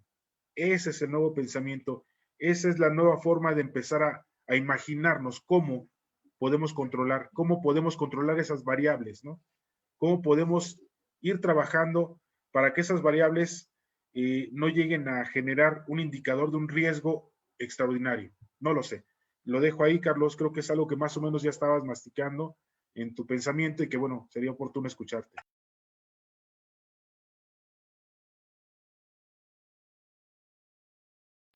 Tienes tu audio apagado. Asdrúbal, otro comentario. Sí, yo creo que es interesante. Aquí nos podemos pasar mucho tiempo. Aquí el hecho de compartir con ustedes es interesante. Con ustedes, compañeros que están conmigo y el público. Es interesante porque les comparto a ustedes, público, que hemos tenido pláticas nosotros y se nos va el rato, porque hay mucho de dónde aprovechar de las experiencias. Les digo que yo cada vez aprendo más de ellos. Pero aquí lo que dijo Carlos acerca del sistema de transporte colectivo. Imagínense que ninguna estación tiene un programa interno de protección civil. Y ya lo vimos ahorita con la situación del incendio en el metro, que no pudo ser atendido adecuadamente en las primeras fases. Pero el caso de un sismo, en las condiciones que estamos ahorita con la pandemia, pues podría ser no nada más un foco de infección para una evacuación, sino también para un rescate, para cualquier otra actividad. Y si está al lado de una escuela, como lo plantearon en el ejemplo, pues se puede potencializar todo eso. Entonces, yo creo que la actividad que hace Tecquio es muy positiva, de presentar escenarios, de presentar información, de presentar toda esta parte integral de lo que puede suceder y cómo tenemos herramientas para poderle dar solución. Entonces, creo que es muy positivo y pues mi comentario es que creo que hay Tecquio para rato. Nada más, amigo. Pues muchas gracias, Asdrúbal. Esa es la intención. Te voy a decir que en verdad también uno de los pensamientos durante la pandemia es, o sea, si estamos aquí, algo tenemos que dar, algo tenemos que dejar, algo tiene que suceder de que nos tuvimos que encerrar todo este tiempo. Y repito, nosotros solíamos hacer Tecquio presencial y lo vamos a rescatar y vamos a continuar en cuanto el semáforo verde nos lo permita, pero esta es la forma en la que nosotros estamos viendo que podemos retribuir algo a la sociedad, algo a la ciudad, algo a la comunidad, haciendo Tecquio desde la palabra aquí, hablando en Tecquio. Entonces, si cualquiera de ustedes, si cualquiera de los presentes quiere algún día hacer Tecquio con nosotros, ya sea cuando vayamos a hacer físicamente o ya sea que quiere sentarse aquí con nosotros y hacer Tecquio desde la palabra, bienvenidos, estamos en Hablando en Tecquio. Y si no hay otro comentario, les agradezco enormemente a todos sus asistencias. Jesús Ochoa, a ver, dime, porque ya estaba cerrando la puerta, Jesús. A ver, dale.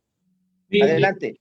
Bueno, nada más para agradecerle a ustedes tres que estuvieron como conferencistas el día de hoy, bueno, la charla que tuvimos. Y sí, es algo interesante, sobre todo porque en ocasiones es muy necesario conocer un poco más acerca de esta temática en la que estamos inmersos todos, los presentes que estamos aquí.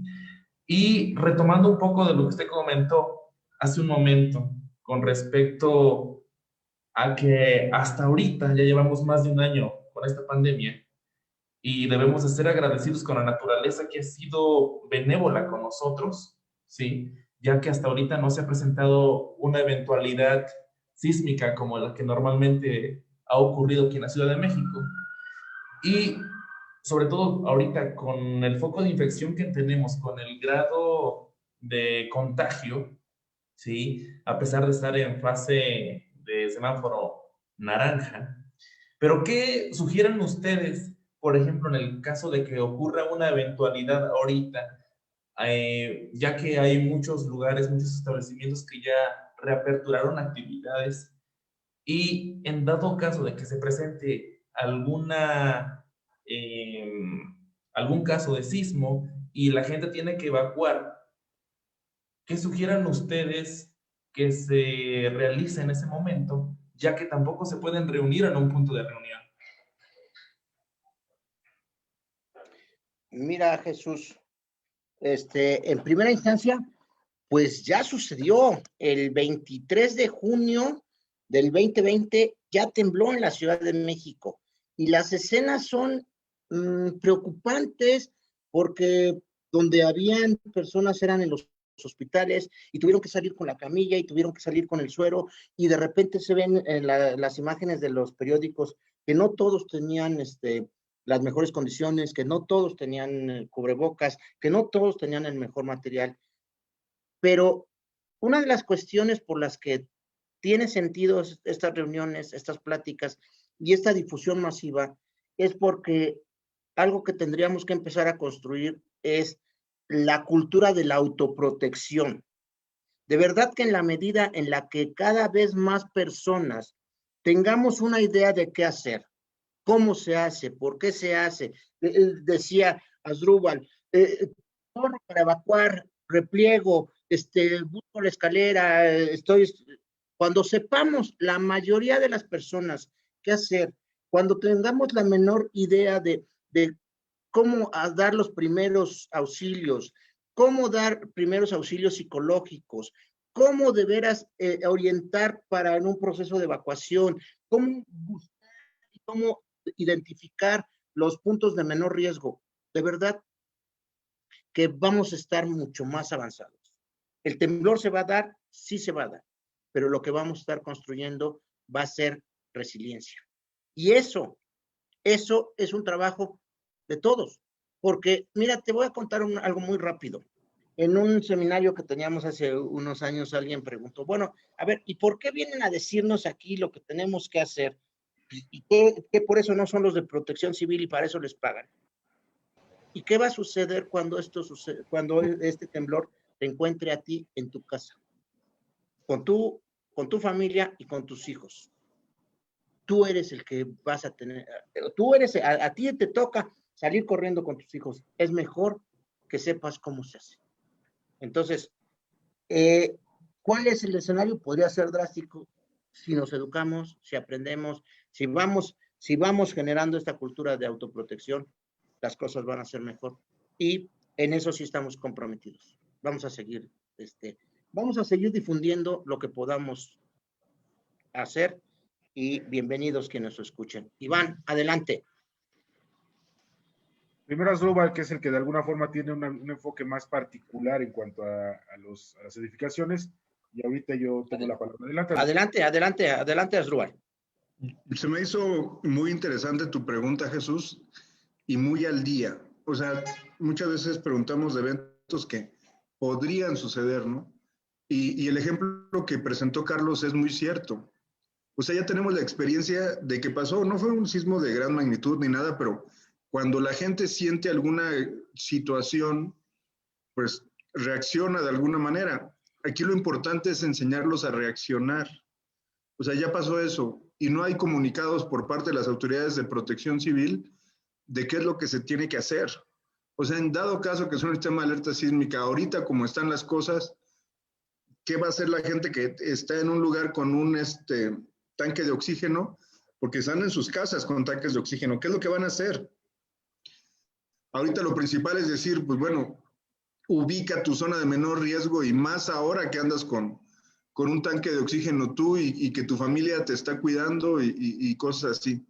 tu pregunta es muy clara, muy objetiva y muy precisa y muy buena. Aquí me quiero tomar el atrevimiento de leer el artículo 15 de la Ley General de Protección Civil, y es sobre el objeto general del Sistema Nacional de Protección Civil, del SINAPROC. Y dice, es el de proteger a la persona y a la sociedad y su entorno ante la eventualidad de los riesgos y peligros que representan los agentes perturbadores y la vulnerabilidad en corto, mediano o largo plazo, provocada por fenómenos naturales o antropogénicos. Es el objeto, proteger a la persona. Y está interesante, y es lo que siempre vemos en Protección Civil, y lo hacen, o sea, realmente tenemos esa difusión de la información para fomentar la cultura. Y la última parte de este artículo dice, a través de la gestión integral de riesgos, y ahí uno dice, bueno, pues sí, a través de ellos, pero no lo ve como una responsabilidad de la autoridad. Y la última parte es todavía más interesante. Y el fomento de la capacidad de adaptación, auxilio y restablecimiento en la población. O sea, el sistema nos dice que la población debe de fomentarse la capacidad de adaptación, auxilio y restablecimiento. Me permití leer este artículo porque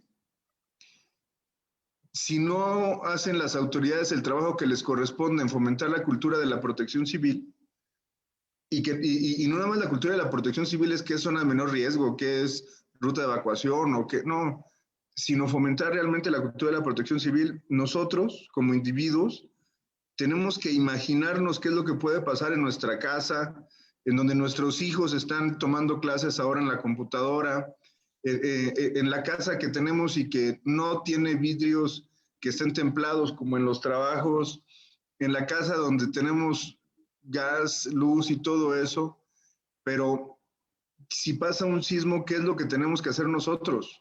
Desde nuestro lugar de residencia principalmente.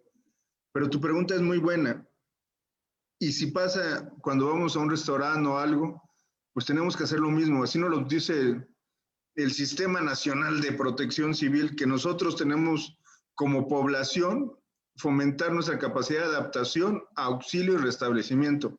O sea, que nos rasquemos con nuestras propias uñas y lo vemos que es la realidad. Entonces yo creo que lo principal es lo que decía hace rato Iván sobre otro tema, pero es lo mismo. Plantearnos escenarios en cada uno de los lugares donde estemos y que pasemos más tiempo, y más ahora que está nuestra familia en esos lugares, que no van a las escuelas y todo eso, y buscar la solución que consideremos más importante. Yo creo que eso es lo que tenemos que hacer nosotros. Autocuidarnos, autoprotegernos y hacer nuestros propios diagnósticos de los lugares donde pasamos más tiempo. Gracias. Sí, Jesús. De hecho, comparto la opinión de Asdrúbal, comparto la opinión de Carlos, desde una forma muy mundana, ¿no? En el sentido de que uno llega a transitar en cualquier sitio y no tiene la costumbre de observar el territorio, de observar las características del lugar. Podemos entrar a un centro comercial, podemos entrar a una plaza comercial, podemos entrar a un café, y nunca nos sentamos a observar qué hay en el entorno, y mucho menos a ver si cuentan con un plano, una planta de conjunto que te muestre las rutas de evacuación. El hablar de la cultura de la protección civil, en este caso, es importante que nosotros empecemos a asimilarla, que realmente la empecemos a vivir. Pondría una analogía.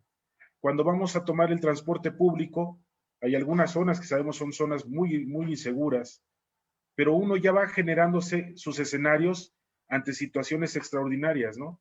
Si se sube alguien a robar, pues sabes que te guardas tal vez el teléfono en una parte, vaya, empiezas a generar ese tipo de escenarios. Bueno, hagamos ese hábito en los lugares donde frecuentemente transitamos. Ubiquemos los lugares que tenemos como seguros en términos del entorno. No va a ser un lugar próximo a una edificación alta, ¿no? Tal vez. Entonces, esto conjugado con la ruta de evacuación que pudieras empezar a distinguir una vez que entras a un inmueble, pues te va a ir generando esa concatenación de elementos para reaccionar ante una situación extraordinaria. Puede ocurrir un sismo, puede ocurrir una inundación, tal vez algunas zonas de la ciudad que tenemos hundimientos diferenciales y van a estar propensos a inundaciones. Bueno, ¿qué hacemos ante ello?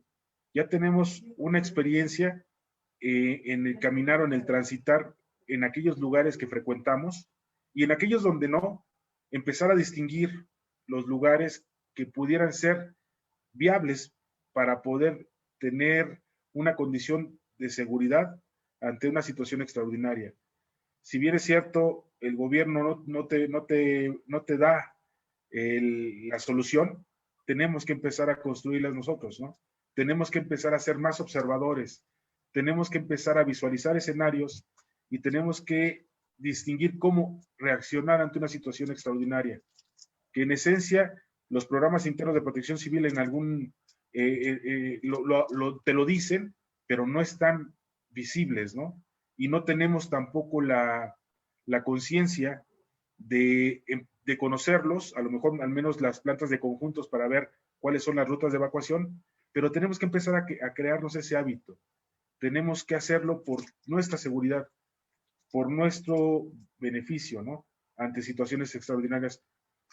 Espero que con esto de alguna forma te genere cierta orientación y bueno, adelante, Carlos. Gracias, Iván, gracias, Asdrúbal, gracias a todos los que están aquí con nosotros. De verdad, que nos acompañen, eso es lo más importante, porque la idea es, o sea, es bien rico platicar con estos cuates, ¿no? Pero también es importante que pudiéramos dejarles algo a ustedes, que estos tequios que estamos haciendo desde la palabra tengan alguna manifestación para ustedes y nosotros que somos parte de la comunidad.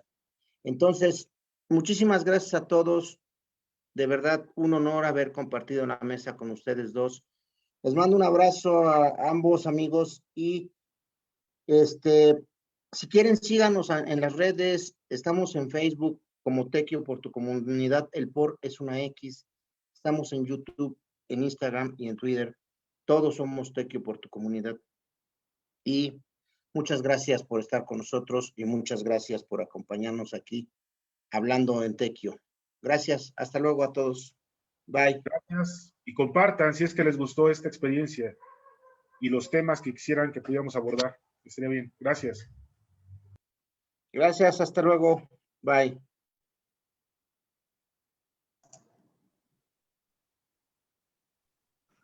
Gracias, hasta luego. Muchas gracias. Excelente noche y buen fin de semana. Gracias, Joan. Gracias, muchas felicidades. Gracias. Bye. Si va a tener un límite de tiempo la entrada al curso,